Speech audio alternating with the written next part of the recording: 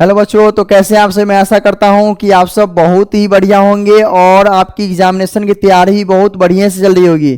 चलिए, हम लोग ऑब्जेक्टिव सेशन में थे जिसमें लगभग अभी तक बहुत सारे ऑब्जेक्टिव कवर किया है क्लास 12th फिजिक्स के। चलिए, आज के नेक्स्ट पार्ट में आप सभी जरूर ज्वाइन करिए और इस वीडियो को ज़्यादा से ज़्यादा शेयर करिए ताकि हर एक स्टूडेंट को ये फायदा पहुंच सके, है ना। जो भी चैनल पे नए हैं जरूर चैनल को सब्सक्राइब कर लीजिए। चलिए चलते हैं हम लोग आज के नेक्स्ट क्वेश्चन की ओर।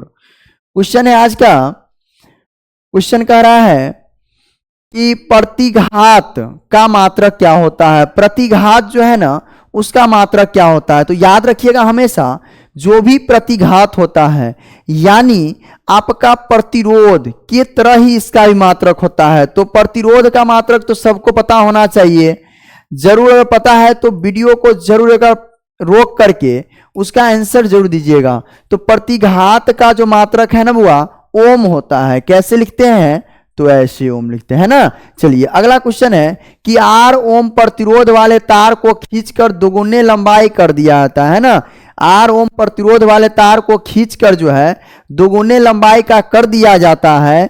तो इस प्रतिरोध का जो है ना नया प्रतिरोध क्या हो जाएगा। तो बता दे, जब खींचकर दुगुना कर रहा है ना तो 4 गुना हो जाता है। याद रखना है, क्या होता है, 4 गुना हो जाता है। याद रखिएगा, फॉर्मूला है इसका, कितना हो जाता है, 4 गुना हो जाएगा। क्योंकि वो बट्टा में रहता है तो बट्टा में आर का क्या हो जाएगा, वहां पे 4 गुना हो जाएगा। चलिए, स्वस्थ मनुष्य के शरीर का विद्युत प्रतिरोध कितना होता है। तो याद रखिएगा 1000 ओम होता है। स्वस्थ मनुष्य के शरीर का विद्युत प्रतिरोध कितना होता है, तो 1000 होता है।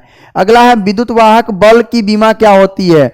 तो याद रखिएगा, विद्युत वाहक बल की बीमा जो है ना ml² T−3 और A−1 होता है। याद रखिएगा, क्या हो जाएगा, ml² T−3 और A−1 होता है। यानी I−1 भी यहाँ पर कभी काल जो है ना दे दिया जाता है। क्या दिया जाता है, तो I−1 भी कभी काल दे दिया जाता है। क्लियर यहाँ तक।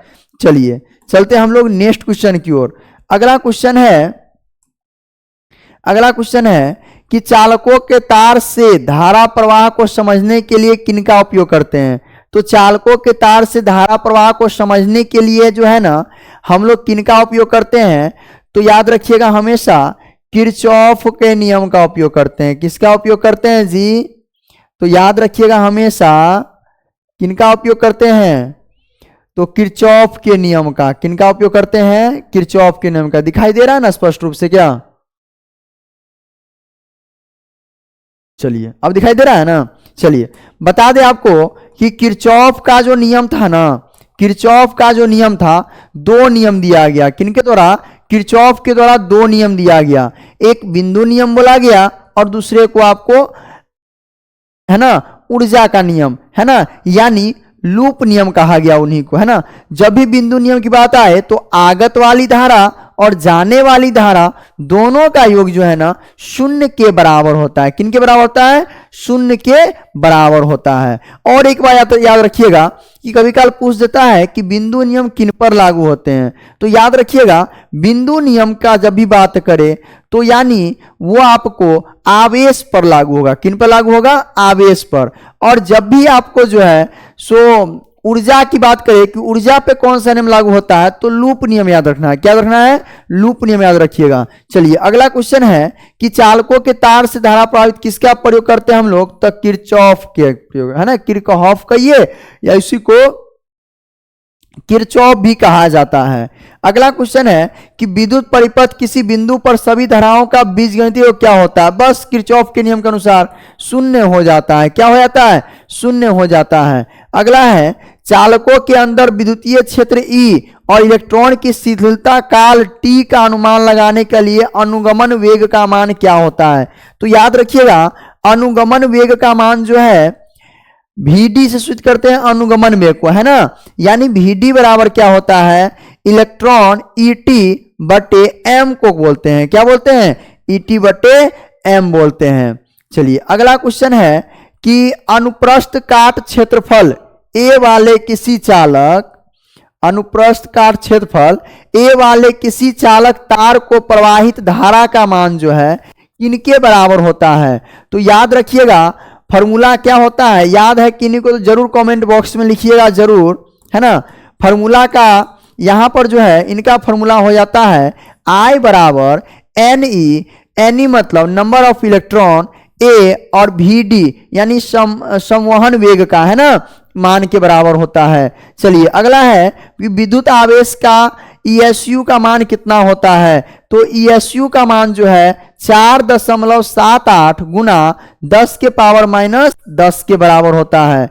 अगला क्वेश्चन है कि किलोवाट घंटा है ना किसका मात्रक है। तो किलोवाट घंटा जो है ना, किलोवाट घंटा जो है बुआ वो है आपका, जब भी घंटा आ गया है तो हमेशा याद रखना है घंटा का बात आ जाए तो ऊर्जा में देना है। और किलोवाट घंटा को ही हम लोग यूनिट भी कहते हैं और वोट भी कहते हैं, बोर्ड ऑफ ट्रेड भी कहते हैं, इसको याद रखिएगा। अगला क्वेश्चन है कि 5 ओम प्रतिरोध के एक तार से जिसका विभवांतर 7 है, यानी प्रतिरोध R का मान दिया है 5 ओम और विभवांतर V बराबर दिया है 7 वोल्ट, 20 मिनट, T बराबर दिया है 20 मिनट, 1 मिनट में 60 सेकेंड, 1200 सेकेंड दे रहा है।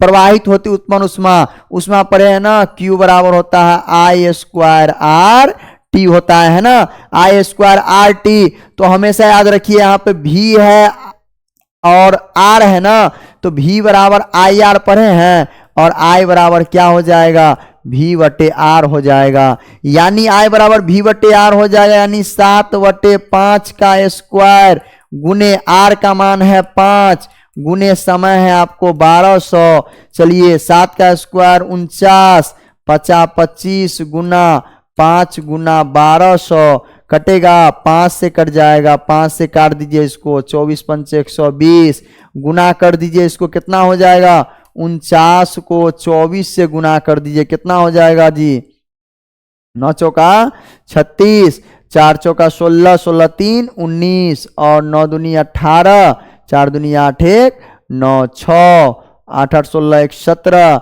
9 1 10 1 11 यानी 11 76 0 इतना हो जाएगा है ना। लेकिन यहाँ पर 11,760 आपको किस में प्राप्त हुआ है, जूल में, और हमें कह किस में रहा है, कैलोरी में कह रहा है। और हमने पढ़ा है कि 1 कैलोरी का मान 4.2 जूल होता है, और चूंकि 1 जूल यहाँ पे जूल का मान दिया है ना, तो बस निकाल दीजिए 1 जूल बराबर हो जाएगा 1/4.2, और इसीलिए कितना जूल का कह रहा है तो गुना कर देंगे 1/4.2 गुने 11,760 का मान है ना। अब निकाल दीजिए, काटिएगा, 0 और बैठ जाएगा, यानी काट दीजिए, लगभग जो है 2800 कैलोरी हो जाएगा। कितना कैलोरी, 2800 कैलोरी इसका राइट आंसर हो जाएगा। ये क्वेश्चन बहुत बार पूछा गया है एग्जाम में, जरूर इनको ध्यान से देखिए ताकि एग्जाम में आने वाला क्वेश्चन आपसे छूटे नहीं। चलिए अगला क्वेश्चन